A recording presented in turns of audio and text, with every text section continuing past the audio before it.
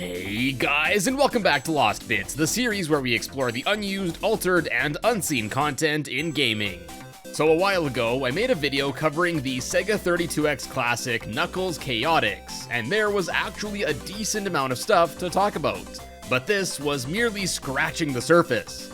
For those that don't know, before Knuckles Chaotix was, well, a Knuckles game, it was actually initially just going to be another 2D Sonic game featuring the blue blur and Tails, sporting the rather strange placeholder name, Sonic Crackers. Anyways, with all that said, go throw some crackers at that like button, let's check out what Knuckles Chaotix was initially planned to be. Alright, so for this video, we'll be focusing on several prototype builds of Knuckles Chaotix and taking a look at various differences as well as things that went unused and were cut from the final release. Well, let's of course kick things off with the earliest known prototype of Knuckles Chaotix back when it was still known as Sonic Crackers. And actually, it seems like there were some conflicting ideas for what placeholder name to give this game. Although the main menu clearly lists it as Sonic Crackers, the game's ROM header actually refers to it as Sonic Studium instead, I assume a misspelling of stadium. I guess ultimately Crackers ended up getting the actual title screen, and here we can also see that this build of the game was made on April 1st, 1994, about a year from the final release of the game. Now of course, April 1st is also April Fool's Day, so when this build of the game was dumped to the public in 1995, many people thought that this meant that this was some sort of hoax. However, similarities noted in later discovered prototypes definitely solidified this build's validity.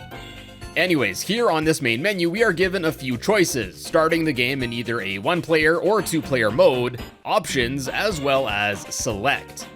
The option menu brings up this really basic screen where you can select a value, but it doesn't really seem to do anything. Starts the game, big surprise. And lastly, select here actually brings up a level select menu. Now unfortunately, not all the levels listed here are functional, but still a nifty menu to get to any stage that actually works, especially considering you can't really complete any of the stages here to progress through the game normally. And on that note, let's get to the actual gameplay here. Now of course, as you're seeing, originally Sonic and Tails were yet again going to be the main protagonists of this game. And although that is a big change from the characters that were used in the final version, even in this build, the ring tethering mechanic was still implemented. Although it works generally the same as it does in Chaotix, in this build it's much more simplified as pressing any of the lettered buttons on the controller will do the same thing. It will cause Tails to stop in place, Sonic to jump, and if you're standing close enough to Tails, you can pick Tails up and chuck him. Ultimately, in the final version, a button to recall the second character was added, and the ability to stop the other character and pick them up was moved to a separate button. Now in this prototype, there are a total of 5 stages, or rather attractions, that are left in a somewhat playable state. 4 of these, meant for the game's World 2, appear to feature a futuristic-looking industrial theme, each with unique platform graphics and different background color palettes. And then there's one World 1 level that appears to have been planned as a circus-themed area of sorts, but we'll come back to that one in a bit here. Now unfortunately, despite visually looking different, the actual layout of all of these first attractions are identical, so the gameplay experience between all of these is basically the same. After getting through this clearly unfinished intro title card by pressing the start button, we can see that these attraction stages don't really have any objects like enemies, rings, or power-ups, and they just consist of several platform chunks including some curves, bounce pads, and literally the only thing that can hurt you in this build, some spikes. And interestingly, despite there not being any actual rings to collect, when you take damage from these spikes, either character will actually still lose a whole bunch of rings. And even more interesting is that you still can't collect these rings either. So I guess collecting rings wasn't really implemented in this stage of development, and they must have just been testing taking damage with these spikes here. Interestingly though, this prototype shows that there was a goal or limit of 100 rings. Usually, Sonic games let you collect as many rings as you can, and doesn't show you how many you have out of 100, but this appears to show that obtaining 100 might have been like a goal or something for each planned stage. Another thing I guess they didn't implement here yet is proper physics. as in addition to the characters the effects of gravity are also called into question here, as both Sonic and Tails don't seem to be affected much by it when walking up a wall. Yep, makes sense. Now, some collision is also kinda scuffed around these attractions, as often the characters will just fall through and such, but thankfully there is a helpful feature to kind of help with that.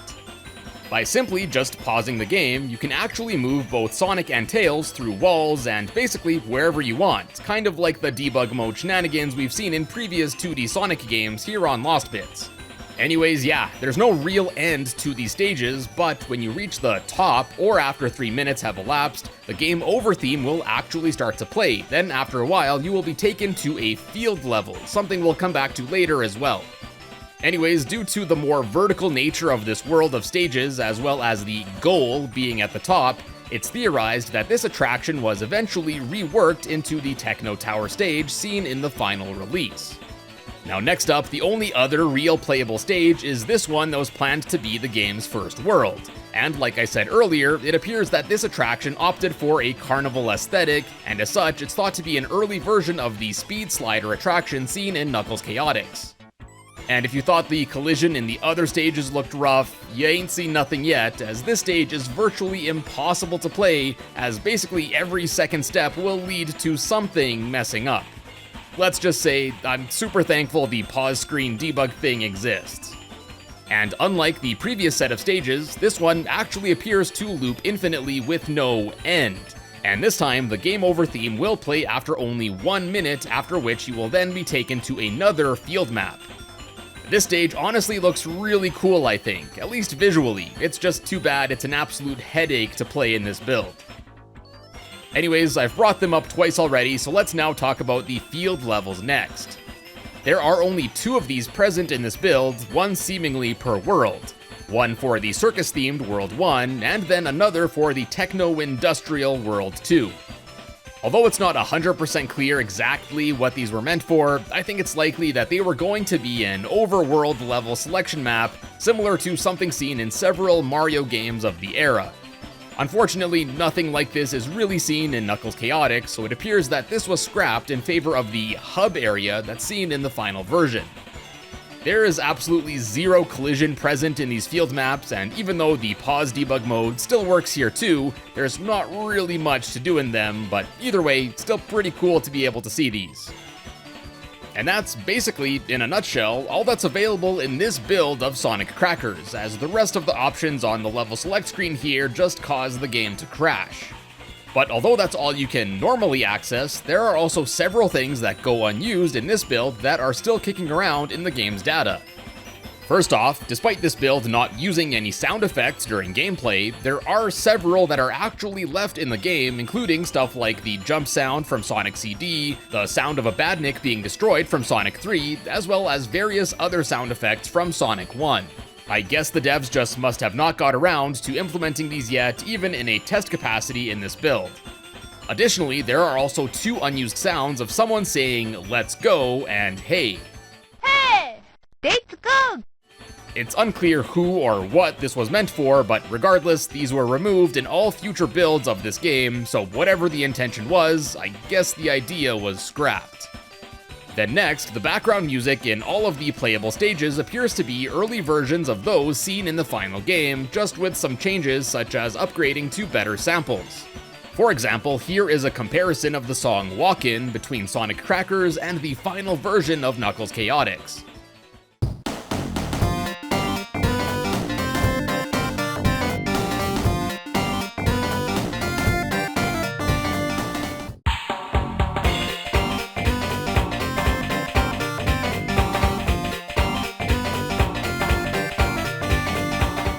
The song Evening Star's percussion got a pretty big bump in quality,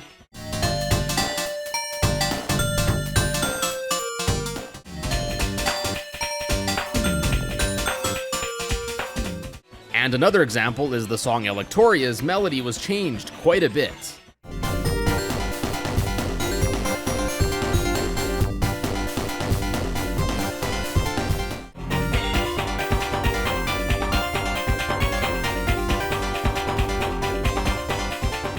The The biggest difference, however, is heard in the game over track between the versions.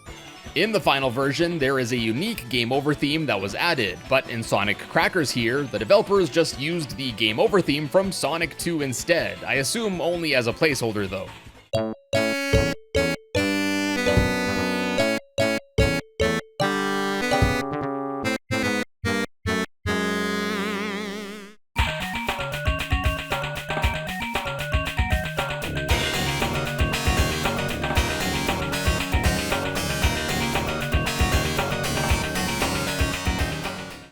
Now next up, let's move on to some unused graphics.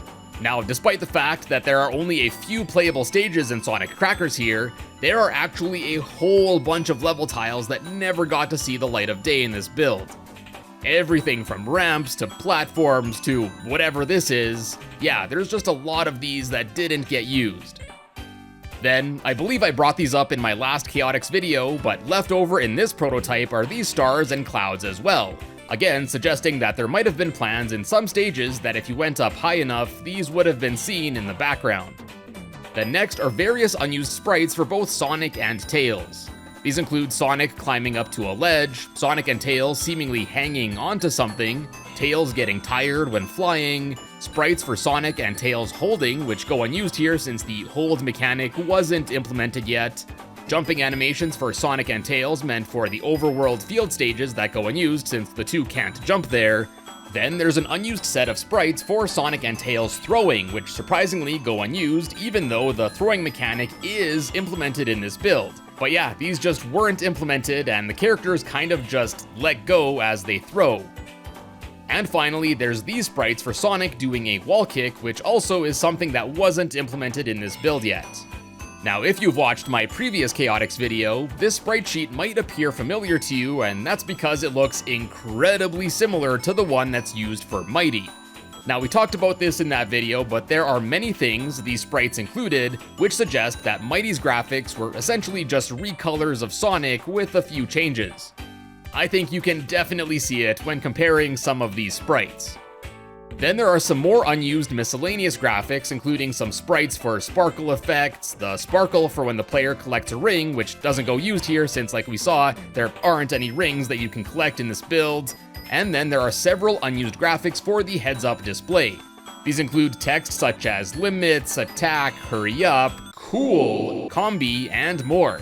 Now, some text like limits did end up being used in the final version, but many of these never got realized. And it's believed that these ones with the red background here were probably meant to be part of the HUD for the special stage levels. And lastly, although not unused graphics, I guess since this game was still very much in an early developmental stage, some graphics just look strange, like when Tails walks up certain ramps, or when Sonic goes fast enough, his arm disassociates itself from the rest of his body. It's kinda weird. Now, although that's basically it for Sonic Crackers, thankfully the prototypes for Knuckles Chaotix don't end there. There are actually 12 more known prototypes, with each one getting closer and closer to that of the final release we got. Now, not all prototypes are created equal, as some of them don't have as many changes, so we'll just be focusing on the more interesting ones for this video. So first up is Prototype 1207, with the 1207 referencing the date it was built, December 7th, 1994. Now, in the 8-ish months since the Sonic Crackers prototype, numerous changes have been made, and already the game appears much more akin to the final build. That said, there are still numerous changes though. For starters, the intro Sega screen is already quite different, as instead of the space background that's used in the final, this prototype features an image of Neutrogic High Zone instead. Then the title screen is also different, as it doesn't feature the 5 main protagonists of the game. The text here is different, as I guess the game no longer takes place in the Super 32X world, and the push start button is different here too. Then moving on, the file select screen is different too, as it only has a solid color for the background. The character select screen is much less detailed, and then, after running through an empty early version of the hub area, surprisingly, the menu to select your NPC partner character is even more basic. Some of the characters don't even have graphics for their portrait here. The question marks here are for SBO Mighty, as well as one that's unknown as it's unselectable. And there's actually an empty unselectable slot in the previous character select screen too. Although it's unconfirmed, it's speculated that both of these were meant for Tails, as he might have once been planned to be a playable character in this game too. Further evidence to support this lies with this palette that was meant to be used for the character listed after Mighty in this game, and many of these colors here are the same that were used for Tails in Sonic Crackers. And furthermore, remnants of Tails lasted even up until the final release with Tenstar, or Weknia as he's known by the community, as we talked about in my previous video. Anyways, since the roulette level selection of the final version isn't done yet, we are greeted to another early screen to select the stage, and interestingly, here we can actually see some early names of all of the stages. Botanic Base was Botanic Garden, Speed Slider was Amusement Park, and here is the only stage to be missing a level icon. Amazing Arena was Amazing Zone, Techno Tower was Resort Hotel, and lastly, Marina Madness was Marina Drive.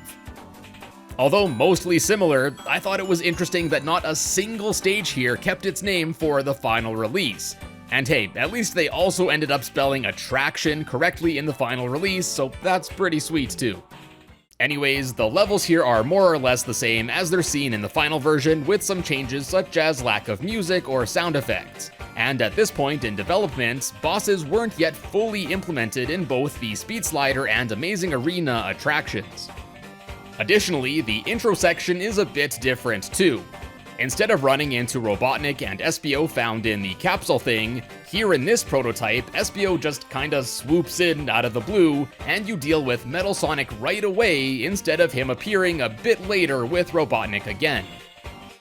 Now, another strange thing in this, as well as a few of the other prototypes, is that you can actually go into debt and have negative rings. Not sure if this was intentional or a bug, but it's pretty weird to see in a Sonic game. The bonus stage here is very similar, though it uses some different sprites, but the biggest differences are seen in the special stage. It's definitely in an early stage in development in this build, as there's not really much to these yet, not to mention the coloring is very different too. Now this prototype build also has numerous graphics that either go completely unused or were updated in later revisions. There are more minor changes like to Knuckles' sprite here, but other characters like Vector here appear much less detailed compared to his final sprite. Also, the end signposts in this build appear much different than those in the final, lacking the cool 3D effect. And in this version of Techno Tower, you can find these pod things that open up when you get close to them, but they don't really seem to do anything. Then, for graphics that go unused in this build, there's a level selection icon for Isolated Island, the intro tutorial stage, some text spelling out Sonic Crackers S32X, as well as 1-up monitors of both Sonic and Tails. And these last few graphics basically confirmed the authenticity of the Sonic Crackers prototype. Anyways, next up, there are some more interesting things that can be found back at the title screen here. Selecting options brings up a pretty basic sound test to check out the many sound files in the game, and then several other menus can be brought up if a certain button is held when pressing start. Holding the A button will bring up the color test screen we saw back in my previous video. Holding the C button will bring up a much more interesting looking sound test screen than the one that's seen otherwise, and this appears to be a much earlier version of the sound test that's seen in the final version. I honestly think this one does look really cool though. And lastly, holding down the B button will just bring up a black screen in what's known as jam out mode, and here you can actually use the buttons on the controller to play various percussion sound effects. It was honestly really fun to just mess around with, so much so that I decided to combine a few of the takes and make a quick little beat for you guys.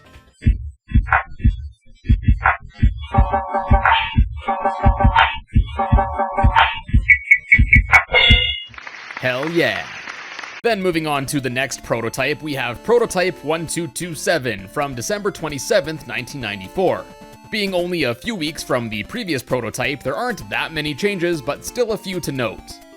The title screen now looks much more similar to how it's seen in the final, basically just missing the background road, and also for the North American region, the text featuring Espio the Chameleon was seen here too. This was ultimately changed to feature Knuckles instead in the final version. Also, the basic sound test returns, and this time is a bit further along as some green bars were added in addition to the piano keys.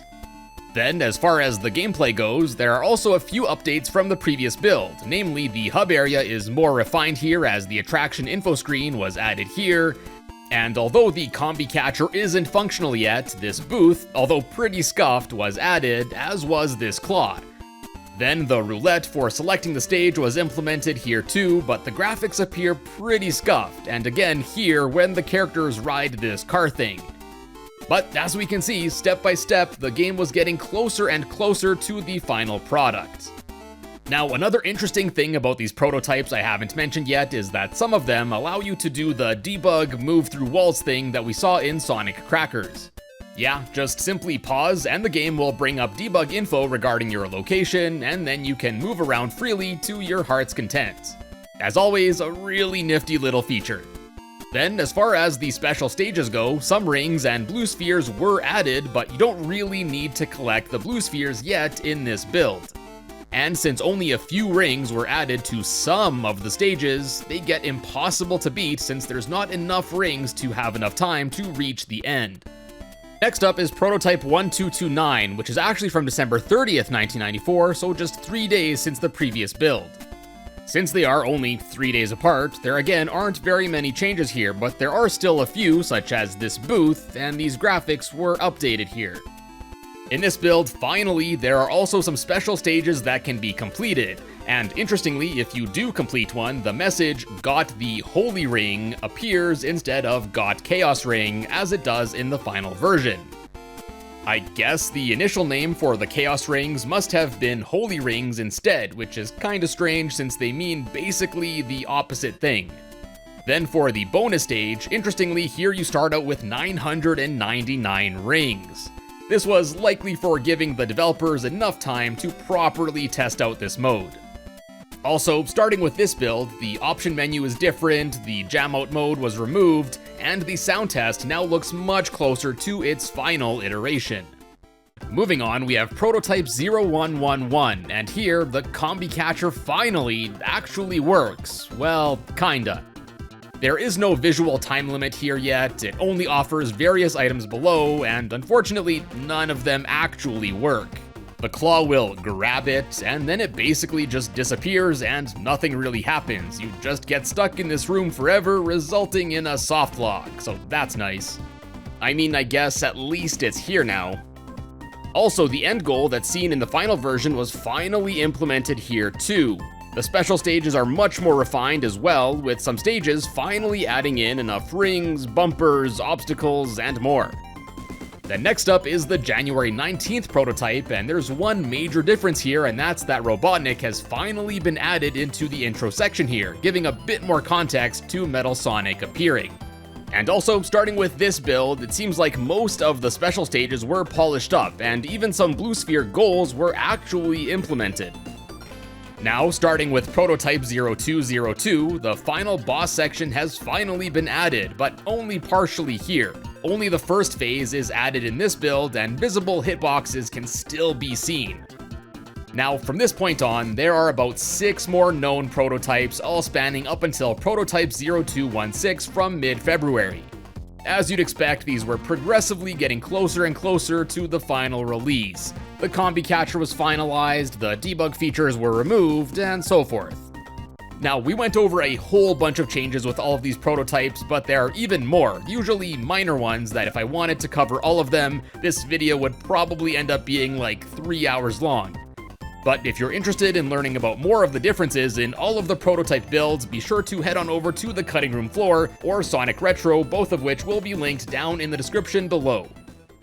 Knuckles Chaotix definitely saw a lot of changes from the earliest Sonic Crackers days all the way through the handful of prototype builds leading up to release.